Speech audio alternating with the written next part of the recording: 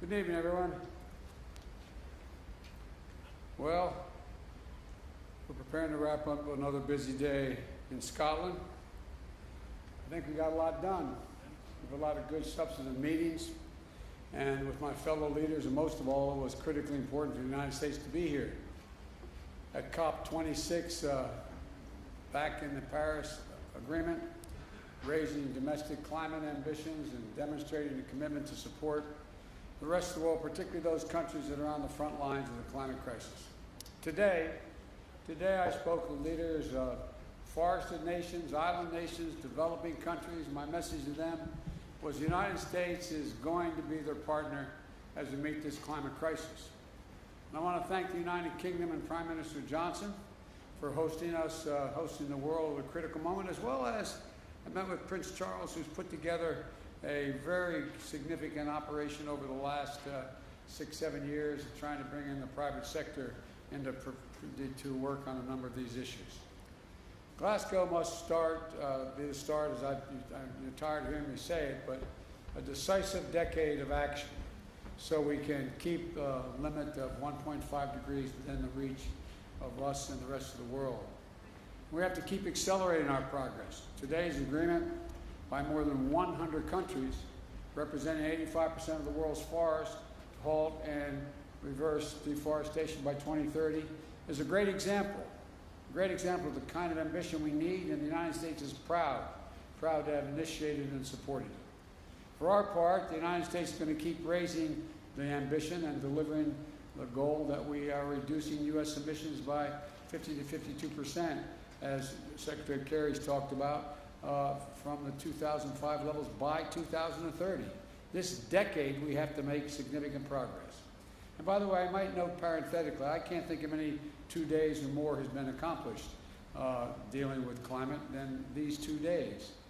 Overall, the past 2 days, I've announced a series of initiatives that are going to make sure we hit the target of including today 2 new rules to reduce methane losses from new and existing oil and gas operations and from natural gas pipelines. Thanks to the effort of our joint effort with the EU, we've grown global methane pledge. Remember, I raised it when I spoke to the United Nations from 9 countries signing on to that pledge in September at the United Nations. More than 100 countries have signed on. It's about half the world's methane emissions, 70% of the world's global GDP.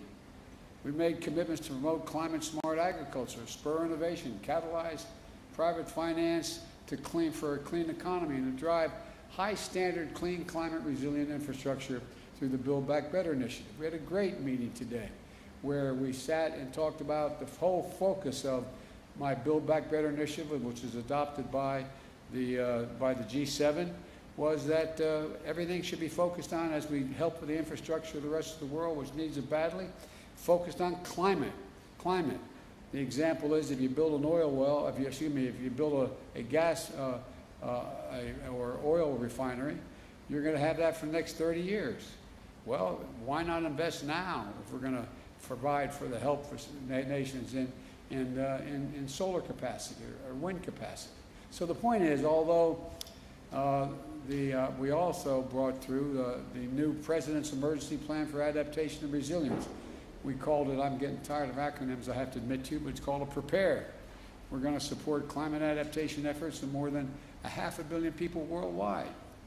We also released our overall long-term strategy that outlines how we'll get to net zero emissions by 2050. You know, we know that this must be a whole of society effort. I'd also want to thank the representatives from the private sector and from labor and philanthropies, civil societies who are dedicating themselves to the climate action efforts we're all making here. That leadership, together with action by state and local and tribal governments, has been essential in the United States. That's why, despite the previous administrations pulling us out of the Paris Agreement and refusing even to acknowledge there was a climate crisis, we still brought down emissions during that period. I also want to acknowledge the passion and power of the young people and the activists who are doing such vital work to remind us of our moral obligation to future generations. But look, as I said yesterday, It's not just a moral imperative, it's an economic imperative as well. Investing in our clean energy future is an enormous opportunity for every country to create good paying jobs and spur a broad-based economic recovery. As I've said, you've heard me say before, and my colleagues as well, when I think of climate crisis, I think of jobs. And that's what the Build Back Better framework will do for the American people. It's going to bring historic investment in clean energy, addressing the climate crisis. It's going to cut greenhouse gas emissions by well over a gigaton by 2030. It's going to save consumers money in their energy bills and with tax credits for things like installing solar panels and weatherization of their homes. It's also going to provide manufacturing credits to make sure the United States is competing in energy markets of the future like solar panels and wind turbines. It's also going to accelerate electric vehicles and electric school buses and build a nationwide network of 500,000 charging stations to power them. It's about jobs. It's about competitiveness versus complacency. It's about making the world safer, cleaner, healthier, a place for our children and children all around the world to look to the future in a way that they can't now. And so there's so many other things that have happened today that I feel good about. But let me start, if you will, I'll be happy to take your questions. Phil, you got a question? I'm watching on TV a lot. Thank you very much, Mr. President. You noted your disappointment with Chinese actions on climate in Rome, and also the lack of willingness for Chinese President Xi Jinping to show up at either the G20 or COP26. But I wanted to ask more broadly, when you assess where things stand right now in U.S.-China relationships after your first 10 months in office, your diplomats have had difficulty engaging in a substantive manner with some of their counterparts. You have a Chinese military that has tested a hypersonic missile this summer and is building its nuclear capability.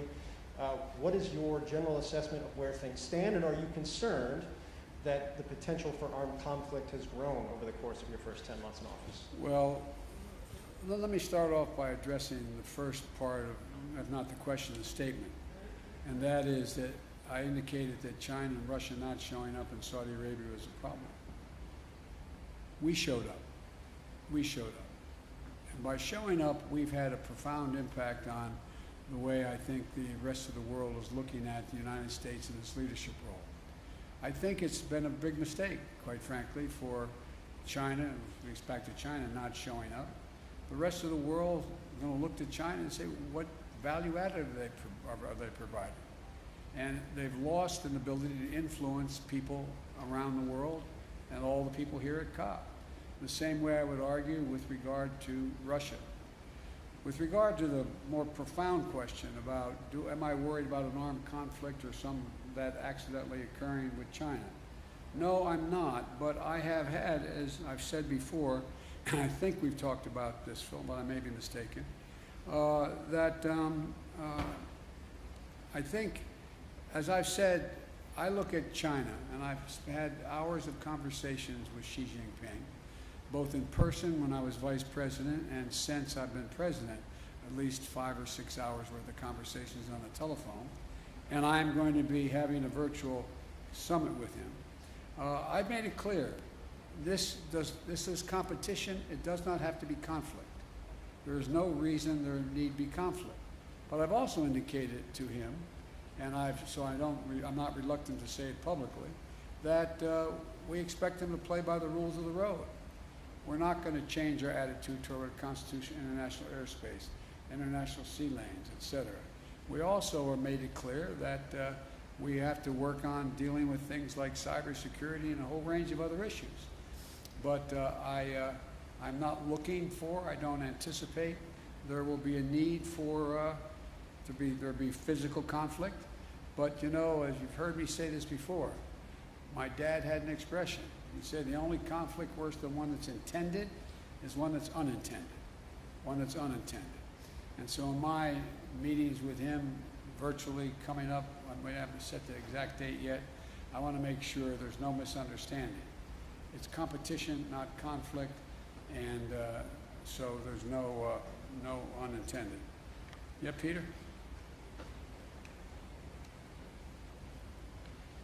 Mr. President, you're touting on this visit your $1.75 trillion plan that includes climate, but your party is still not united behind it. Senator Joe Manchin yesterday called it budget gimmicks, shell games, and a recipe for economic crisis. Today he said he never signed off on the framework. So do you have a specific commitment from Senator Manchin to support your Build Back Better bill, yes or no, and how do you respond to those criticisms? And I have a quick follow-up. Number one, I'm not going to talk about the specifics of my conversations. He will vote for this if we have in this proposal what he has anticipated, and that is looking at the fine print and the detail of what comes out of the House in terms of the actual legislative initiatives. I believe that Joe will be there. With regard to the issue of whether or not he thinks that he's worried about this being inflationary or going to be negative impact in the economy, I think that I've made it clear to Joe, and will continue to, and we will, that as I've apologized for repeating, Peter, but 17 Nobel laureates on economics said it's going to lower inflation, raise wages, increase competition, create 2 million jobs a year, et cetera. And so I think that I understand that Joe is looking for the precise detail to make sure nothing got slipped in terms of the way in which the legislation got written that is different than he acknowledged he would agree to. But I think we'll get this done. You mentioned the word inflation there. You recently said you have no short-term answer to bring down gas prices, but as you know, it's not just gas prices now. Rents are up. The cost of everyday items are up. Inflation in the U.S. is at a 13-year high. So when specifically should Americans expect those prices to come down? Well, look, first of all, the significant reason why prices are up is because of COVID affecting the supply chain. I mean, I know I'm not trying to be instructive. I know you know this, number one. Number two, if you take a look at, gas prices, and you take a look at oil prices, that is a consequence of, thus far, the refusal of Russia or the OPEC nations to pump more oil. And we'll see what happens on that score sooner than later. Number three, I think if you take a look at what we're talking about, you look to this coming Thanksgiving. We're in a situation where we find that we are in a very different circumstance. Last Thanksgiving, as I said, this year we're working on a supply chain issue. Well, last Thanksgiving, I sat down with my wife, my daughter, and my son-in-law. This Thanksgiving, we're all in a very different circumstance. Things are a hell of a lot better, and the wages have gone up higher, faster than inflation, and we have generated real economic growth. It doesn't mean these dislocations aren't real. They do affect people's lives. For example, one of the reasons why I decided to talk about the need to deal with the operation and the gouging that occurs in some of the pricing of beef and chicken and other things is that that's why I think that's why I indicated to you we're going to look at whether or not there's a violation of antitrust laws and what they're doing. So there's a lot to look at, but the bottom line is that I think and anyone who would prefer, as bad as things are in terms of prices hurting families now, trade this Thanksgiving for last Thanksgiving.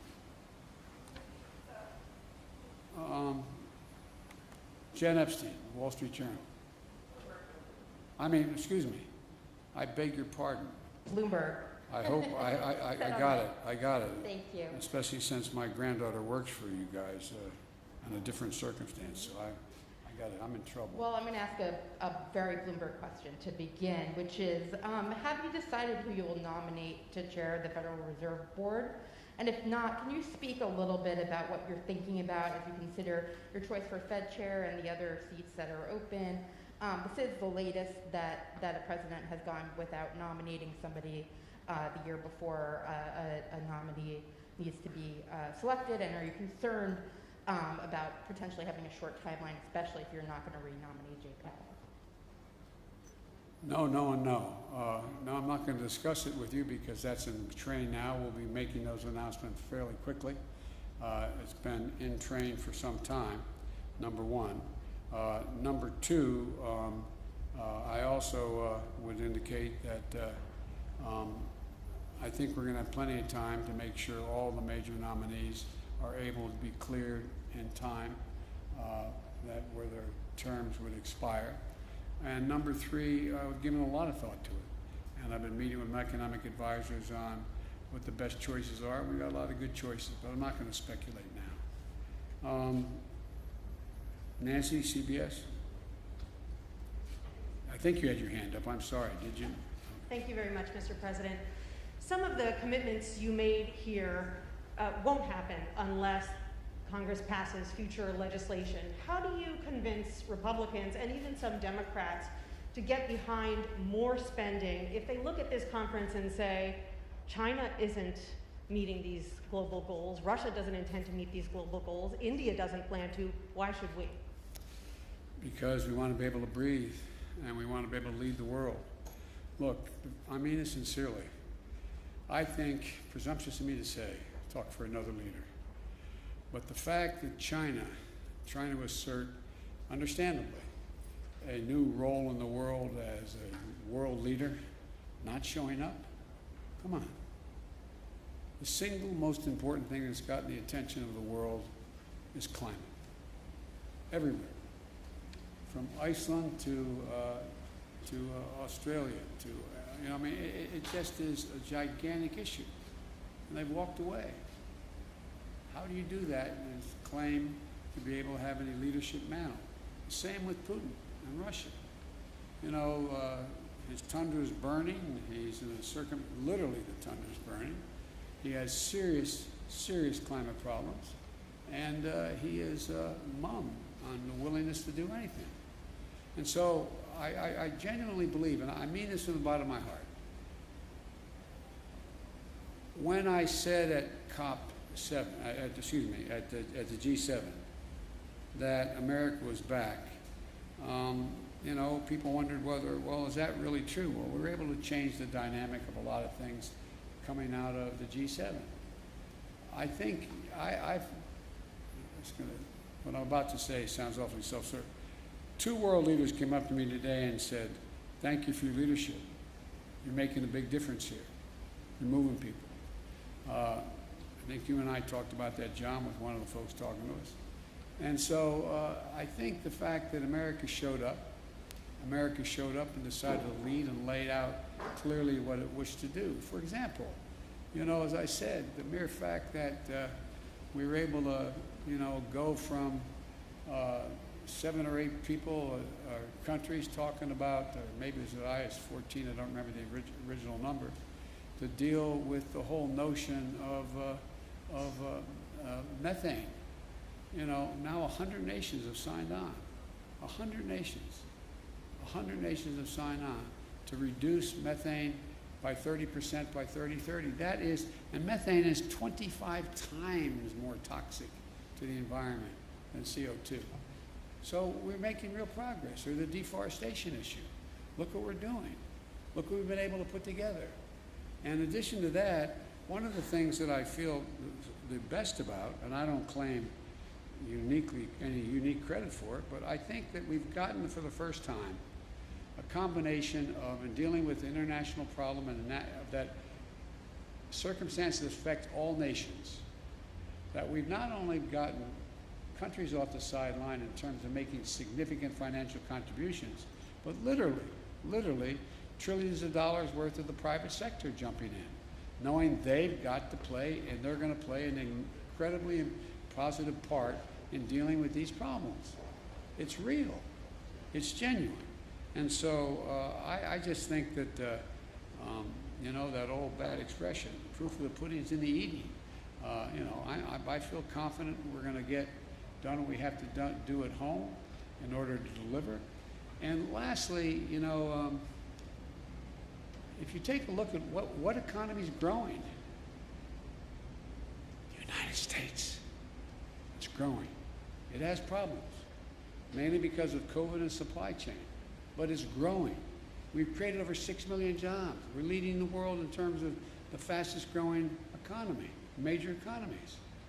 So I think, you know, we're going through a difficult time in the world because of COVID, because of supply chain consequences, because of the environment and all that's occurred, the way it's in fact imploded in the near term.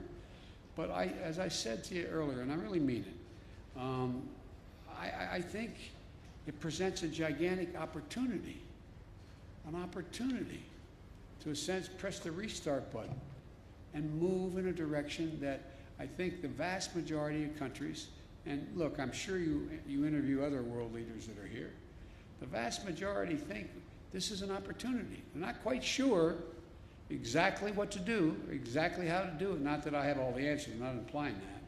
But they know that. They know that growth rests in dealing with the economy in a way that affects the whole notion of what we're going to do about climate change. And it's a gigantic opportunity.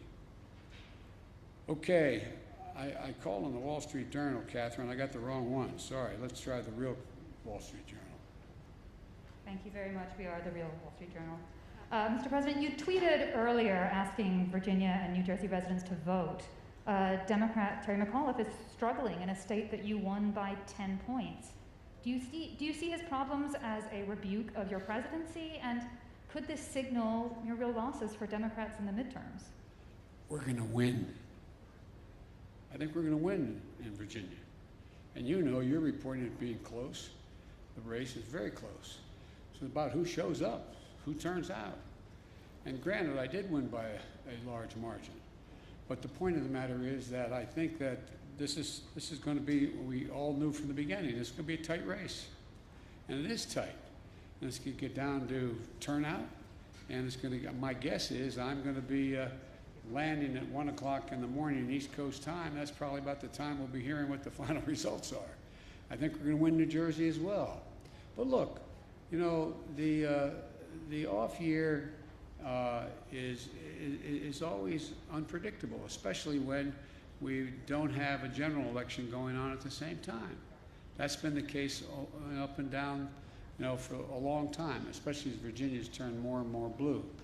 But having said that, I don't believe, and I've not seen any evidence that whether or not I am doing well or poorly, whether or not I've got my agenda passed or not, is going to have any real impact on winning or losing. Even if we had passed my agenda, I wouldn't claim we won because Biden's agenda passed. So, but I think it's I think it's going to be very close. I think it's going to get down to, as you all know, turnout. And I think that based on what I have heard so far, it's awful hard for me to be prognosticating, which I don't like doing as president anyway, from overseas. But I think, I hope that every eligible voter in Virginia and New Jersey shows up and votes. And the more of them that do, the better off I think our chances are. And I think we're gonna win. Okay. All right. NPR. Scott. Oh, thank you. You mentioned climate activists before, and I want to ask something about them. You're touting agreements, other world leaders have touted agreements, but the atmosphere around the conference here is skeptical, and it's pretty angry. Climate activists feel like decades and decades of COPs have led to broken promises, and they feel like even if all of these goals are reached that you're talking about the last few days, it's just not enough right now. And I'm wondering what you would say to the people outside who are really angry at this conference, especially at this moment, where Joe Manchin has expressed, has created more doubt that your climate legislation will pass, and you've got a very conservative Supreme Court about to take a look at whether your EPA can regulate greenhouse gas emissions. What's your message to people outside who just worry this all isn't enough right now, given the crisis? Well, first of all, I think anyone who is focused on the environment should be worried. We've got a lot more to do beyond what we've done. We've done more than we've ever done, though. That's the point. And more has to be done. And I didn't have a single member of this conference come up to me and say, are you going to pass what you have, and what do you think is, how's that going to affect it? What are you going to do? What they're looking at is what in fact has happened in terms of everything from dealing with deforestation to what we're going to do on Build Back Better and how we've been able to focus now. I mean, when's the last time you heard world leaders sit down together and agree that what they're going to do is when they deal with the needs of the infrastructure of other countries, that they're going to focus first and foremost on whether or not what the climate impact is on that. So I think, look, this is there's a reason for people to be worried. I'm worried. I'm worried if we don't continue to move forward and make the kind of progress we're now making, that it's going to, I mean, we throw into jeopardy the prospect that we're going to be able to keep the temperature from rising above 1.5 degrees Celsius. But I'm optimistic because I think there's a, how can I say it? I guess maybe the best way to say it to you, Scott, is what I feel is that the populations of each of our countries have a different perspective than they did at COP25. I think there is, I mean, not because of necessarily any of the leaders of any of our countries, including mine, that all of a sudden people are seeing these things happening they never thought would happen. They're seeing people drown in their basements in Queens, New York because of flooding and rain. They're seeing that, you know, more territory burned down in the United States just since the first of the year than it makes up the entire landmass of the state of New Jersey. They've seen hurricane with top winds of 178 miles an hour. I mean, so they're looking at these things. They're seeing more, the water's warming. They're seeing a whole range of things occurring around the world that haven't happened. And it's sort of like, whoa, whoa. Because I don't get what I used to get when I started to, there's no reason why anyone would remember this. But back when a fine Republican, a guy named Dick Lugar, was from the state of Indiana, and he and I were either the chairman or ranking members of the Foreign Relations Committee. This over 20 years ago. We ended up proposing, and it worked, but it got no enthusiasm, a thing for debt for nature swaps. People looked at us like, what in the hell are you doing? Why are you forgiving the debt so Brazil won't, you know, burn down more of the forest? Or why are you doing that so they will do? Now, everybody goes, whoa, what else can you do? What else can you do? So I think there's a whole different attitude that's out there. And I think this is being led, and I'm not being solicitous here, I think this is being led by, my granddaughters and their friends, that generation. I think they're out there going, whoa. And they're having a profound impact. Having a profound impact on their parents and their grandparents about what's happening. And then all these climactic and climactic things have happened that people are now paying attention like they never did before. So, you know, there's a lot more to do, and it's going to determine whether or not we're going to be able to fund what we're talking about.